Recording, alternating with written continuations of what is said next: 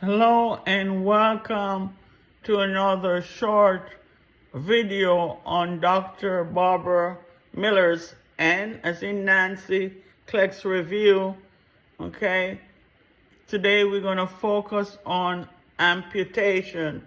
Amputation which can impact negatively on our patient's overall status, physiological and also psychological. So what is amputation? Is the removal of a part of the body, may be elective or caused by traumatic injury. You have types of amputation. You have above the knee amputation, below the knee amputation, midfoot or toes.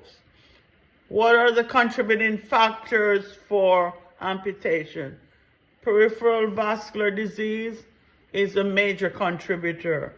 Severe crushing of tissues or significant vessels.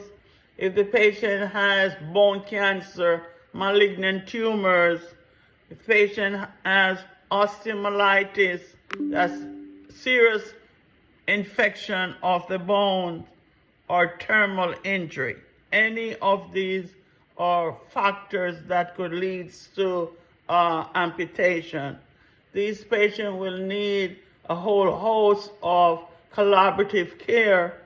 So nursing intervention, nurse needs to assess the neurovascular status, their neurovascular status, also assess their psychological status. Remember, this could cause a patient to go into social isolation and major depression that could lead to death. Okay, you want to assess the patient's willingness and motivation to withstand prolonged rehabilitation. Also, you want to manage phantom limb and residual limb pain. Okay, they will treat phantom pain with calcitonin. You want to monitor for signs of wound healing. You want to monitor for complications. So what are some complications of amputation? Hemorrhage, infection, phantom limb pain, flexion or contractures where the limb stiffen up and cannot extend. You want to promote mobility, and range of motion. You want to promote independence, and you want to maintain aseptic technique with dressing change, and you want to wrap the residual limb with a figure 8 elastic bandage after surgical dressing. Okay, what other medication do they use for amputations?